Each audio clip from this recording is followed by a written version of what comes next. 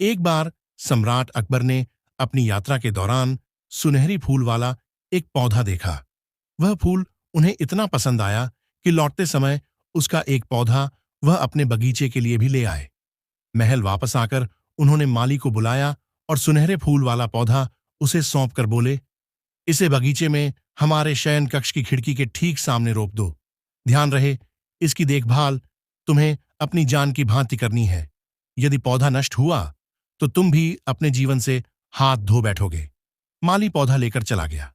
फिर बड़ी ही सावधानी से उसने वह पौधा निश्चित स्थान पर रोप दिया। वह उसकी देखभाल भी बड़े मन से करता, नियम पूर्वक सींचता। बादशाह अकबर भी सुबह शाम उसे अपनी खिड़की से देखते। वे माली की मेहनत से संतुष्ट थे। बादशाह को तो उस पौधे से इतना लगाव हो गया था कि यदि किसी दिन उसे देखे बिना वह दरबार में चले जाते तो उस दिन उनका मन उखड़ा उखड़ा सा रहता। राजकाज के किसी भी कार्य में जैसे उनका मन ही नहीं लगता।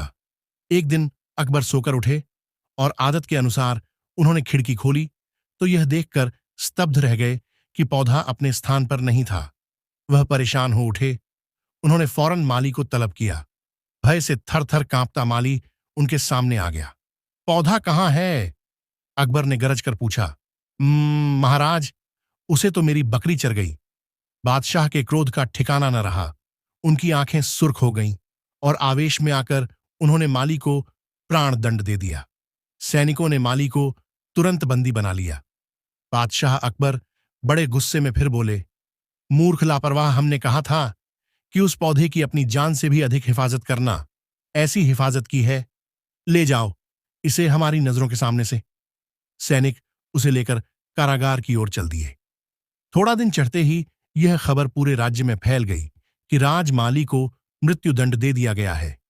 यह खबर माली की पत्नी तक भी पहुंची तो वह रोते रोते राज दरबार में आई। किंतु अकबर उस समय तक भी क्रोध में भरे बैठे थे। उन्होंने उसकी फरियाद सुनने से इक्कार कर दिया। अब वह अबला क्या करे? किसी ने उसे बीरबल से मिलने की सलाह दी।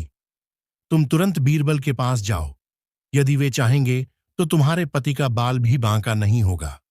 माली की पत्नी रोती कलपती बीरबल के घर चल दी। वहां पहुंचकर उसने उन्हें सारी बात बताकर अपने पति के प्राणों की भीख मांगी। बीरबल ने उसे सांत्वना दी, फिर समझा बुझाकर घर भेज दिया। अगले दिन सुबह सुबह एक और हंगामा हुआ।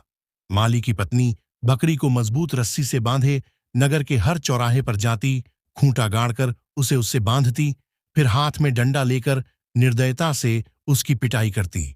बकरी अंतर्नाद करती, इधर उधर कूदती फांदती, मगर मालिन का डंडा न रुकता।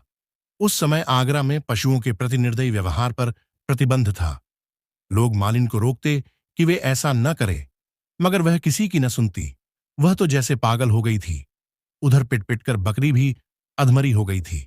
उसके पांवों में खड़े रहने की भी शक्ति शेष न बची थी। कुछ लोगों ने बकरी की हालत से द्रवित होकर इसकी सूचना नगर कोतवाल को दे दी।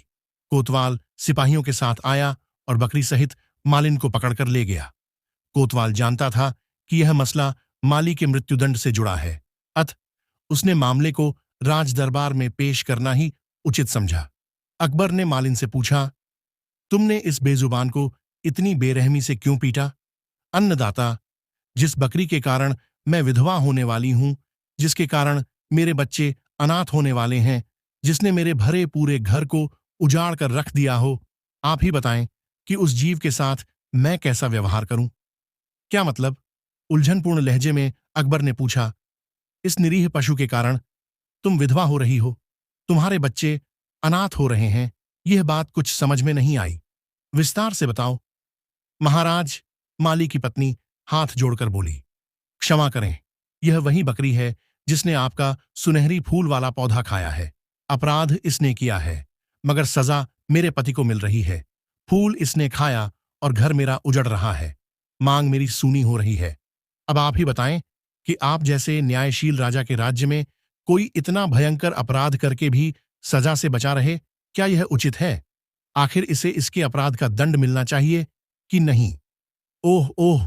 अकबर उसकी बात सुनकर सब कुछ समझ गए, मगर उनके चेहरे पर यह सोचकर आश्चर्य के चिन्ह उभर आए कि एक मामूली औरत इतनी बड़ी और सूझबूझ वाली बात कर रही है। नहीं, इसके पीछे अवश्य ही किसी और का दिमाग है। हम तुम्हारे पति का दंड माफ करते हैं, किंतु सच सच बताऊं कि यह सारा नाटक तुमने किसके कहने पर किया है?